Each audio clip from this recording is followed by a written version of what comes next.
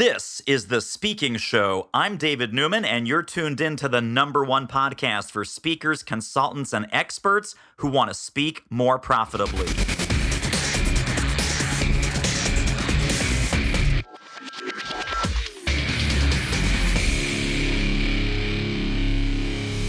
All right, get your hands off that thing. Hands off. I am here with the HandsOff CEO herself, Mandi Ellefson. Mandy, welcome to the show.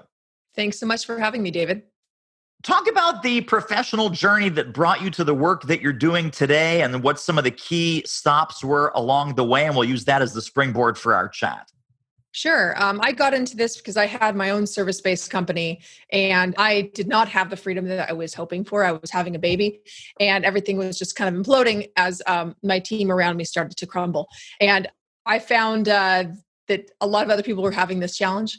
And that's what led me into this type of work now. I found the solution to it. And, 8 years later, we've developed a really nice system around it. And that's why we do the work that we do. And then the agency that you were running, did you hand that off to somebody? Is that still part of your world? Did you sell it? What happened? I did. It was a small branding and web design company. And I passed it off to my apprentice at the time. She bought the company and she's still running it today. Wow. How about that?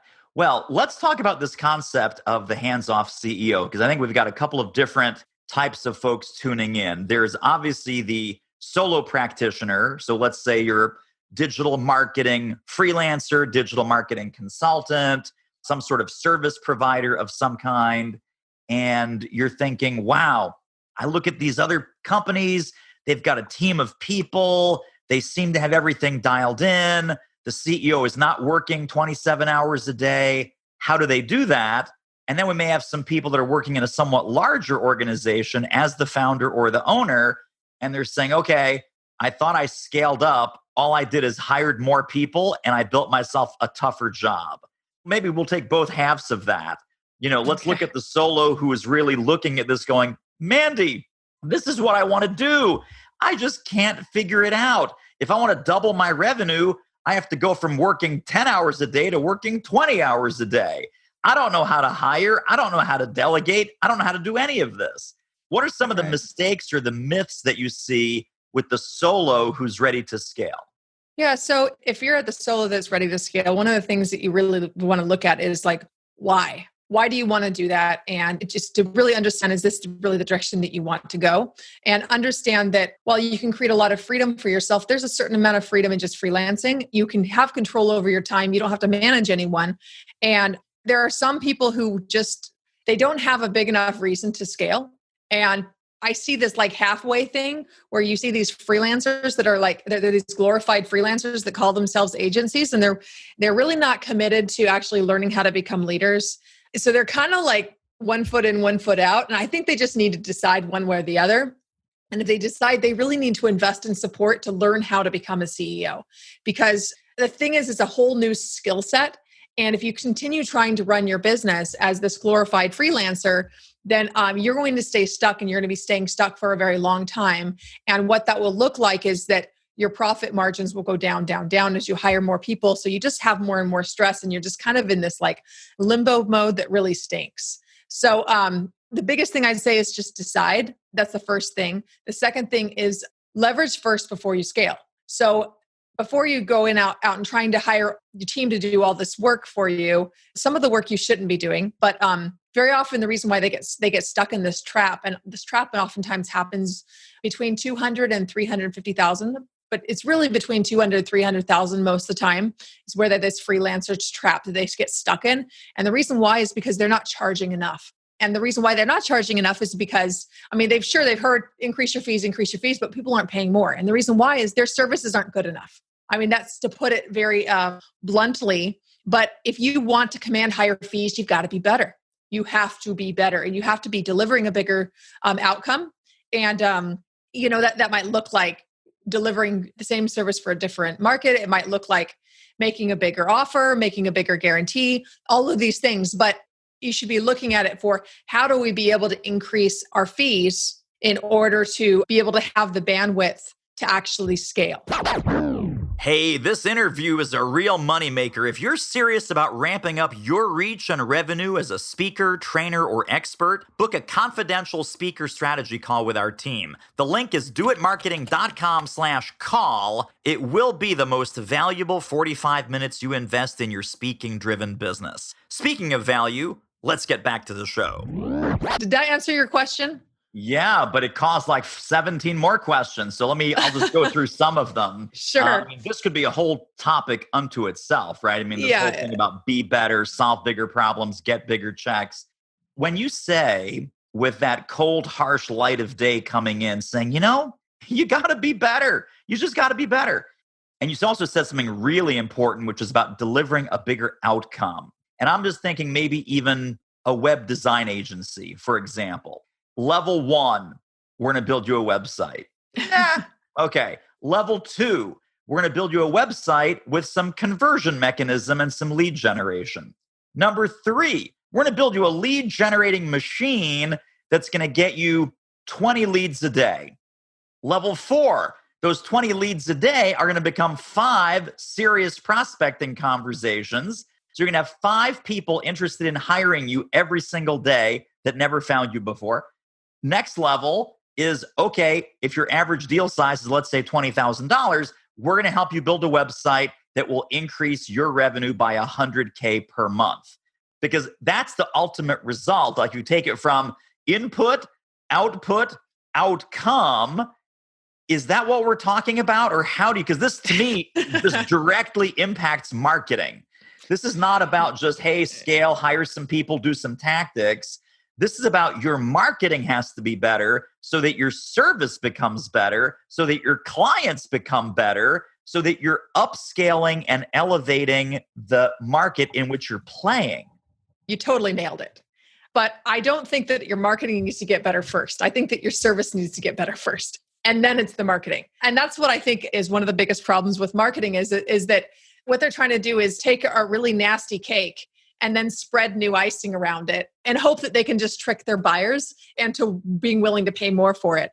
And we have a real problem in the whole marketing industry with service providers, saying, well, they're delivering commodity level services because they're within that scale of like 1 to 6 that you level. They're offering like these commodities that are like 1 to 2. So they're offering a process.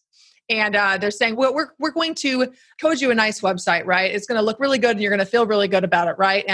Or the marketing strategist, we're going to help you get real clarity on your marketing. It's just like, that's a load of BS. That doesn't actually deliver real results. And the thing is that so many service providers are unwilling to stand by the work that they do and actually do the work for, well, like who's going to get results for us? Under what conditions? What do we need to have in place to actually do good results? And one of the things that I find that keeps people honest is by saying, what outcome could we guarantee? And I didn't say process.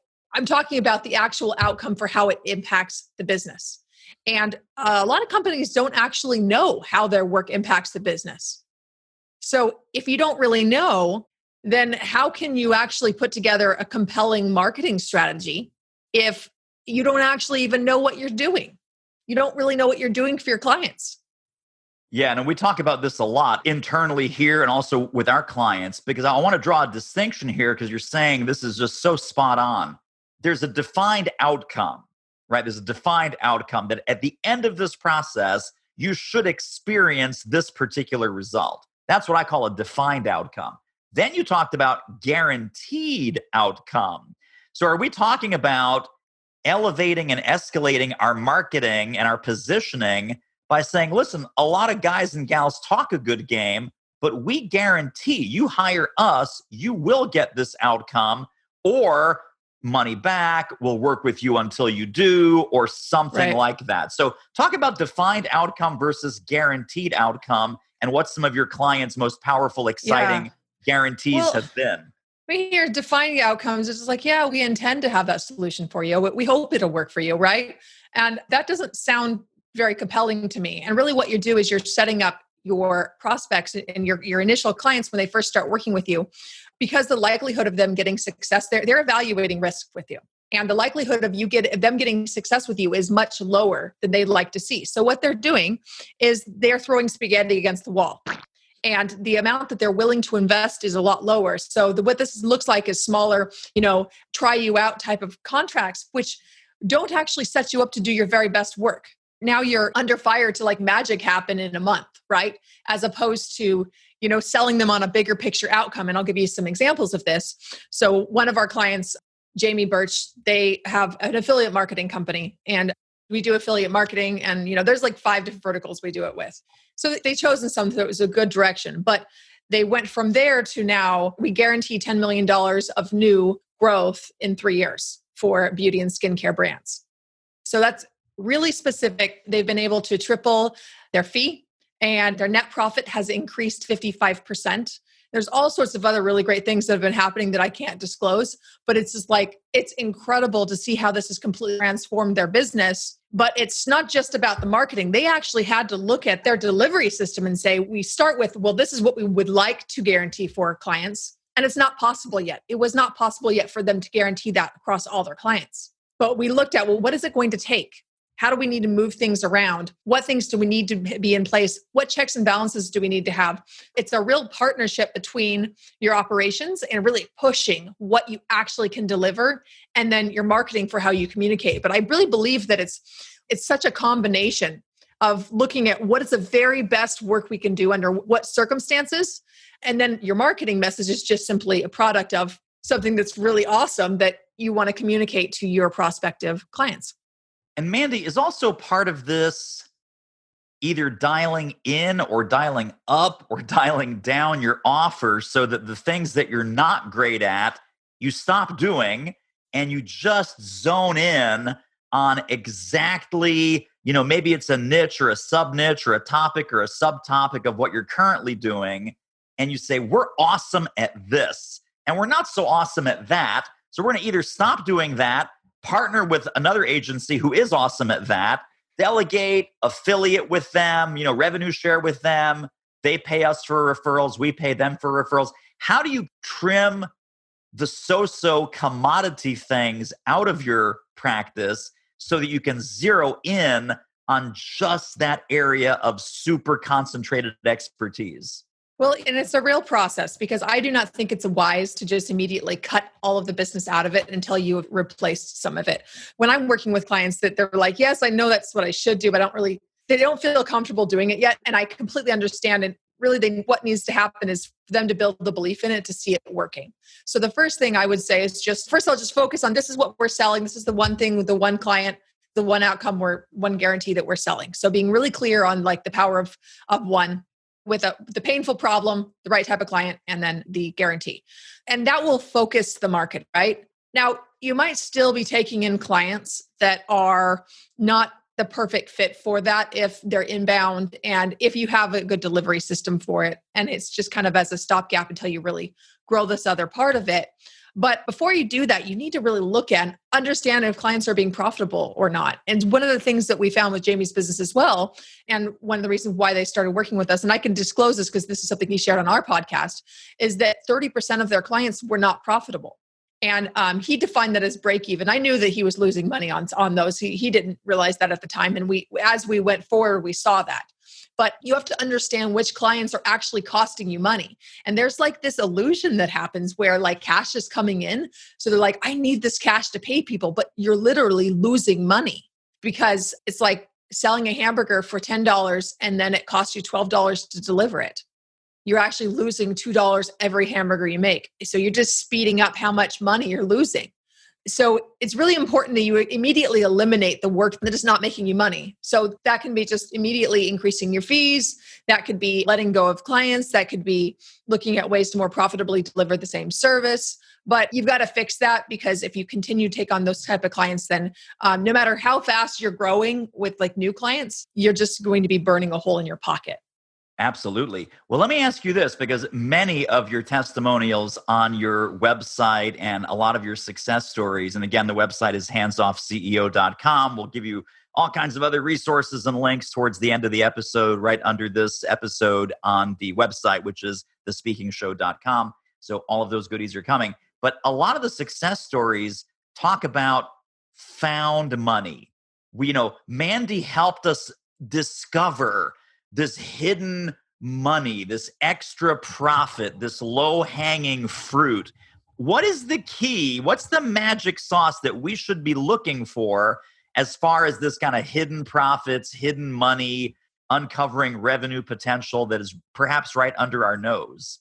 So I can talk about some different ways. And I am going to say the word that I actually hate this word is it depends. It depends on the situation, right?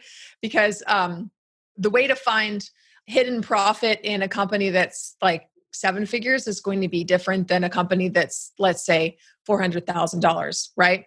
So maybe we'll talk about the company that's like, $400,000 to $600,000, because that company is oftentimes I see a huge thing that gets stuck right here, where they might have the team of like a company that justified for like $1 million company, but they're at $500,000. So they have way too much staff. Now you have a few different choices. You can just simply sell more, right? Sell more and actually fill up the capacity of your team. You can cut back. You could let people go. You can cut back hours. I mean, there's a lot of things that you can do to do that. But I'm not a huge fan of like as much cutting. I think it's more about focusing on where the biggest opportunities are and really investing there. Because, accountants love to take out the scissors and cut. But the thing is that if you cut, you can also be cutting out the very thing that adds the most value. And I see that happens a lot when companies are trying to scale, because they're actually cutting out the very thing that will make the difference for whether clients get results. A big piece of that is actually the CEO themselves. So they're saying, well, you know what? We can't scale this because the CEO has too much time in it. So, the thing that isn't scalable is the CEO doing work in this. So what we're going to do is just cut the CEO out of it. So now what you have is a commodity service that has no strategy with it. So you've now just hurt your earning potential, what you can command your fees even more. I'm not saying that the CEO always has to stay in working in the business and we really want to work to get him or her out of the business. But what we have to do is look at like what is working, what is creating this value, and what is the most efficient way for us to be able to continue offering this value with less of the CEO's time. So for example, Brandon, one of our clients, he was kind of at that stage here that I'm mentioning. What they had was he was in a lot of meetings with the clients, and it was adding a lot of value for him to be there in the meetings and helping them drive the strategy. But what was happening was that there was just way more meetings that actually needed to be done. So what we looked at is like, what do we actually need to accomplish in these meetings? What is the outcome? So what we did was we put together a process for how these need to go. And in doing so, they were able to get the same outcome and cut 20 hours off of his week. So that right there, because they were literally like turning away business, they could not be bringing in business. They had all these opportunities they couldn't bring in because the CEO was totally maxed out. He was this big bottleneck to growth. So just in doing that, that opened opportunity for bringing on several new clients. So that's one way of finding new profit. The other way is they're also realizing that there was these certain areas of out of scope work that was outside of what they should have been doing. And the client wanted it, and they were kind of like halfway doing it because they wanted to appease the client, but they weren't charging for it. So anyway, what we did is we just looked at, well, what does this client actually want? And we repackaged it in a way where they would be really happy about buying it. So they started charging thousands of extra dollars per month, just pure profit for work they were already doing, just repositioning it in a different way because the client actually really wanted it. So that's another example of a way that we add tens of thousands of dollars of profit per year for that company. But a lot of times it's really just looking at the opportunity cost and understanding where you should be focusing your time as the CEO and really what the cost is of you just blubbering around, focusing on these things that you shouldn't be focusing on that you can let go of with your team. Super quick commercial break. Isn't this interview amazing? If you'd like to get more ideas on how to start or grow your speaking business fast, pop over to our free training at doitmarketing.com/webinar. You mentioned something about making it irresistible, changing the offer, etc. And we already talked about guaranteed outcomes.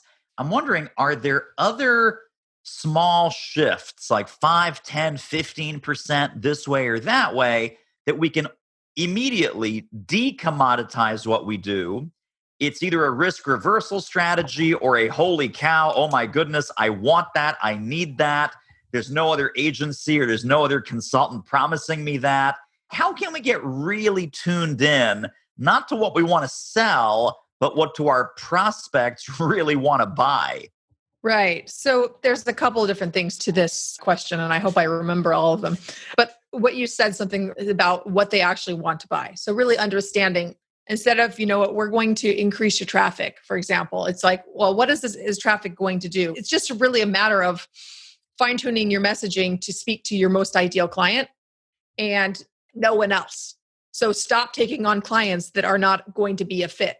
So when you have someone coming to you that, yeah, maybe we could do, I don't know, maybe we could do some work for them. Like really look at, will your process deliver these type of results? If not, don't work with them. Here's the thing about profits is that it's actually a very small percentage of increase of the sale value can actually double your profits and doubling the amount of money you can actually take home. And this is especially true when you have a team doing it. So I'll give you an example of how 20% increase in fees can actually double your profits. So let's give an example of a $10,000 service. All right. And let's say that from this $10,000 service, $2,000 of that is profit right now. Right. So now if we go and increase the fees 20% on this $10,000, now it's a $12,000 service, but now you have $4,000 of profit. So that has doubled your profit for your clients. And a 20% increase actually doesn't require much of an overhaul with the service. Everything I've talked about earlier requires a bit of an overhaul.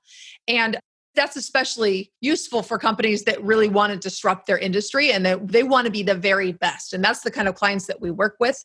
But to get started, sometimes it's just a matter of, let's increase the fees 20%, let's say, or we've done a lot more than that, even on the small scale. And a lot of times that's just about, like you said, a risk reversal. So one of my favorite risk reversals that we use for our services is 100% happiness guarantee. So if you put a 100% happiness guarantee on a certain piece of the work, you don't necessarily have to do that for like a whole year program, right? It can be up to a certain point. That can give your clients a feeling of comfort investing in you, which will allow them to increase the fee, right? Which will allow them to justify paying a higher fee.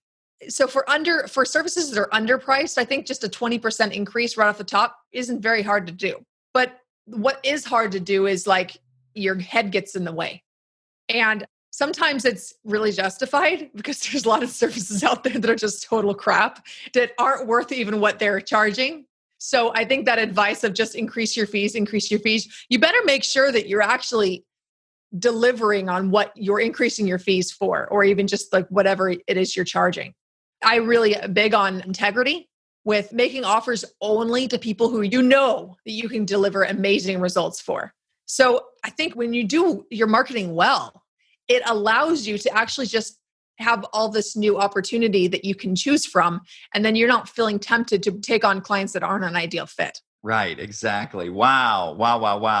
I think people need to re-listen to this episode about 3 times and take notes and take action.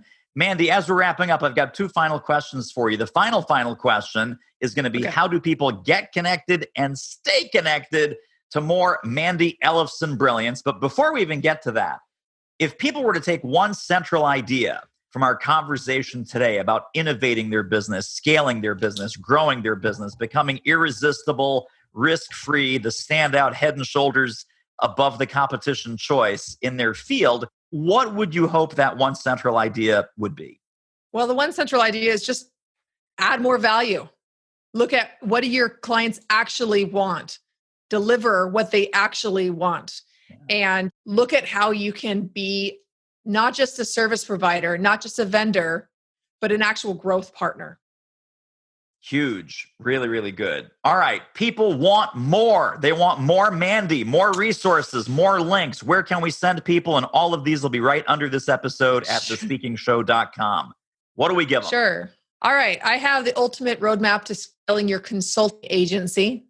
And in this guide, I dig into this broken cycle that keeps you stuck and keeps your profit stagnant even when you're continuing to scale, and how to break that cycle. And I also share some other hidden roadblocks and how to overcome them and increase your cash flow. So you can go to handsoffceo.com/roadmap and download the ultimate roadmap to scaling your consulting agency. Totally fantastic. Mandy, thank you. This was such a super valuable conversation. We're going to have you back for more. Thanks for having me, David. Well, that wraps up another episode of The Speaking Show. Hey, tell you what, if you like us, rate us and review us on iTunes. Subscribe. Tell a friend. Go grab the notes and downloads and extras at thespeakingshow.com. See you next time.